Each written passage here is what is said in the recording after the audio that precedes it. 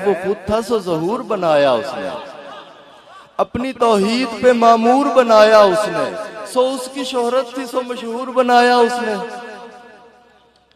सो उसकी शोहरत थी सो मशहूर बनाया उसने। और फिर खुदा आलम अनवार सजाकर बोला, अपने मजहर को वो मेयार बनाकर बोला, अपना चेहरा वो जमाने को दिखाकर बोला।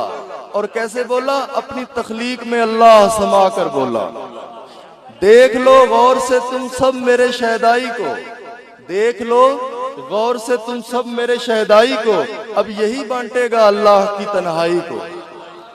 अल्लाह फरमाता है मेरी आवाज में आवाज मिलाएगा यही, कह के कुन सारे जमानों को बनाएगा यही, खाक से आदम खाकी को उठाएगा यही, और काम पे सारे फरिश्तों को लगाएगा यही, और काम पे सारे फरिश्तों को लगाएगा यही। मेरी हिकमत पे इसी की तो